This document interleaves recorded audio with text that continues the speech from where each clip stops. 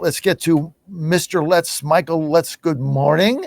Good to have you with us, Michael. Thank you so much for the opportunity. So listen, very upsetting, this ICE officer that got shot in the face by somebody that never should have been here. Elaborate. It seems to be a typical response now that we have targeted ICE, because you remember the leftists have tried to use this as one of their narratives, that we're being just so hard on these illegal immigrants. They just trying to make a living, and you need to step out and try to protect them and go after the rough, tough cops that are trying to abuse their rights.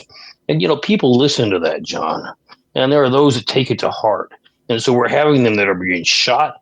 And here's what I want to make sure is very clear to the American people: it's not just ICE agents, because when ICE goes out, they typically carry local or state law enforcement officers with them to help coordinate. And so they're all being attacked. Now, let me just tell you something that just happened in Lauren, Ohio. We had 3 officers just shot with an active shooter, with a rifle. And quite frankly, here's what they were doing. They stopped for lunch. They pulled together, the 3 of them pulled over to the side of the road to have a little sandwich together to have lunch, and were ambushed. This is just occurring all across the country because of this kind of rhetoric now. Our officers don't have the necessary equipment to provide the protection that they need. 2 of these officers are in critical condition. The third, hopefully, just had minor injuries. But, John, this is getting ridiculous. You cannot run a country when you don't have law and order, and when those that are trying to apply it are viciously attacked on the streets. So what do we do? Well, quite frankly, here we need to do a number of things. And I'm proud of the president, first of all, for issuing an executive order.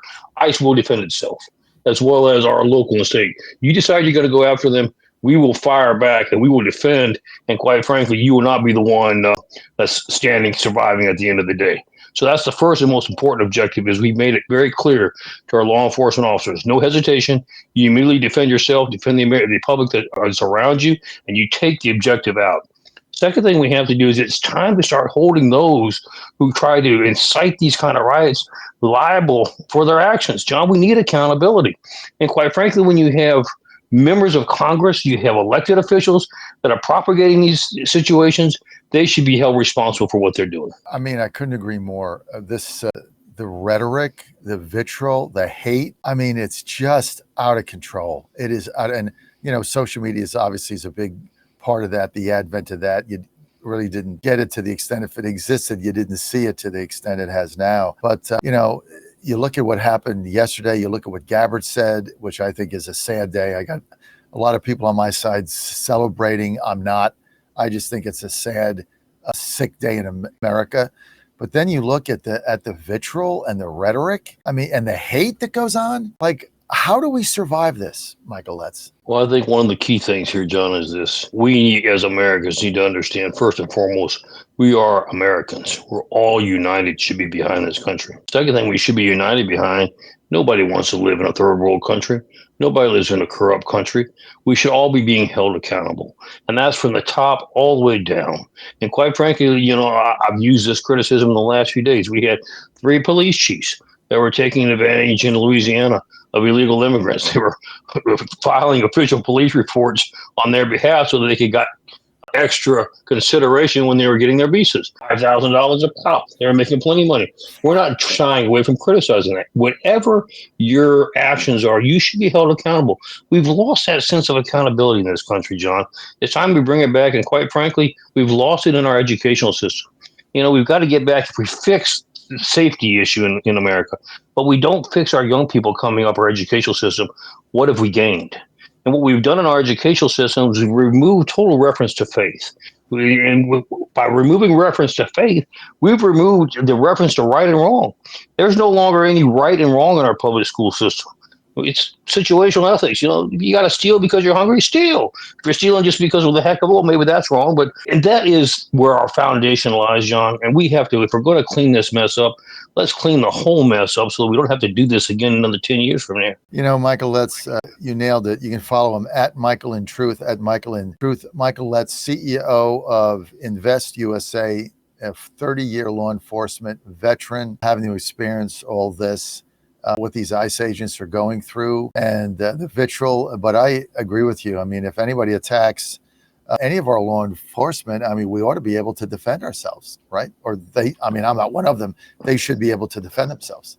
Well, this is a basic principle this country is founded on, including you, John.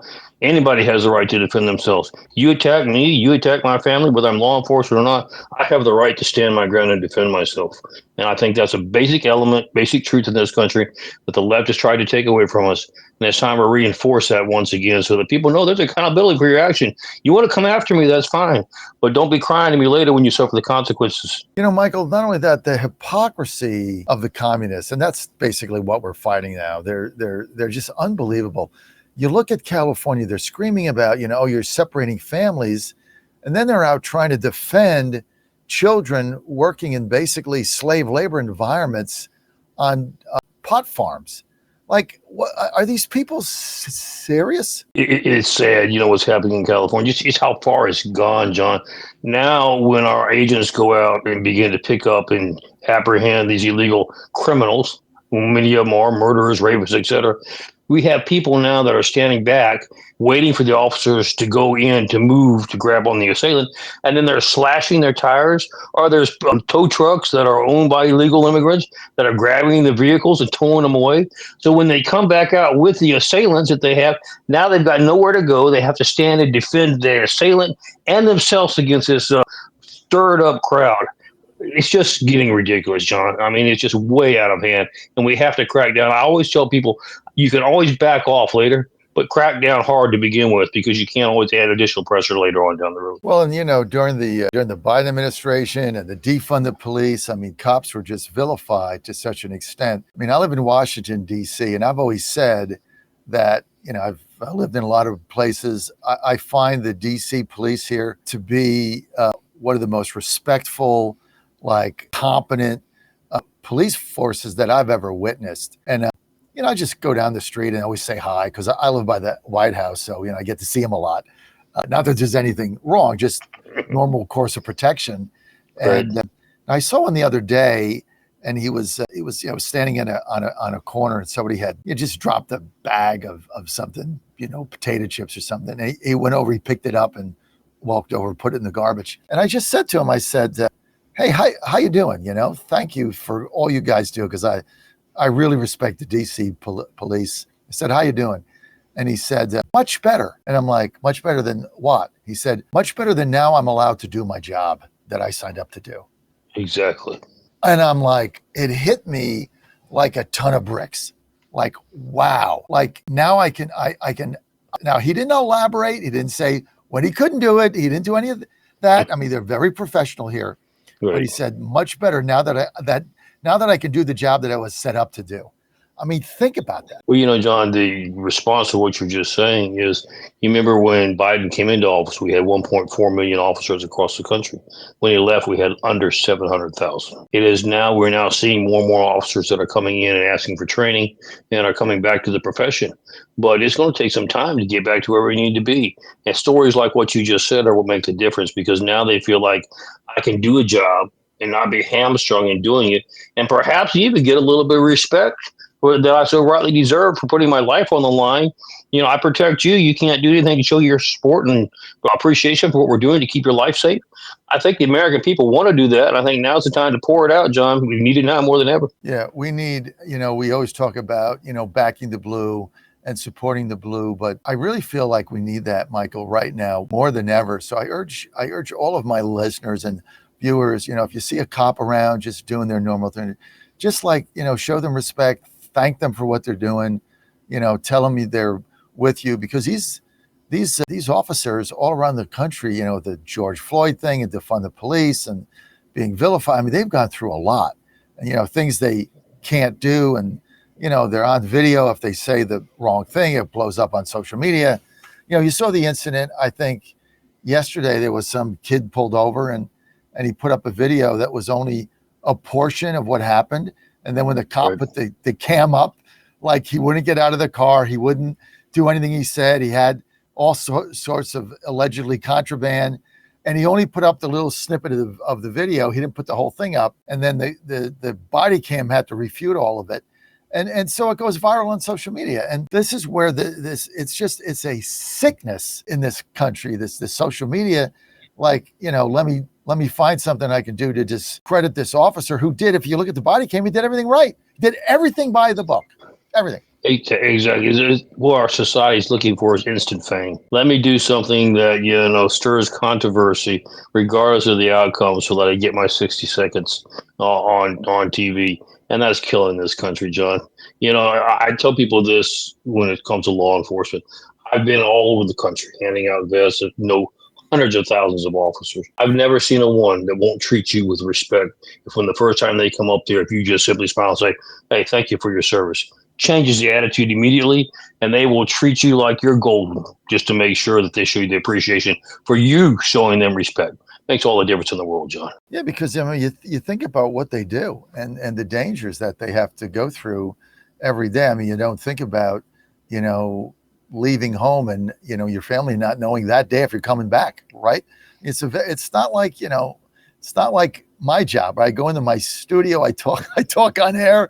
At the end of the day, I go to the White House, I go to the press briefing, I come home. So it's a little bit different, and you can say, oh, I gotta do this, I gotta do that, but you're not getting shot at, so that's good. And but the DC, I want to just give a shout out that the DC police are so professional. They're very well trained, and they're great people. So male, female, all races, what they've done in DC has been outstanding. And Trump's been here 6 months, and the difference, like I live across the street from McPherson Park. When I got here in January, you couldn't look out the window. It was disgusting. Homeless, garbage, needles, just gross. And you could not walk in it, right? A fear of getting anything, right? Mugged or whatever. It was just, I looked out the window, I'm like, oh my God. And Anna's like, I can't live here, right? Now she's moving here Sunday. 7 months later, McPherson Park, clean, flowers, plants, squirrels, birds, happiness, picnics. I mean, that's what you do when you come in and say, we're just not going to put up with this. And you clean it up. And that's what President Trump came in. He said, I'm going to make Washington, D.C. beautiful again. 6 months into it, he's about halfway there. Certainly in my area. Michael Letts, thanks for being with us. John Fredericks, Media Network. Michael Letts, Invest USA, supplying bulletproof vests to the people who serve us.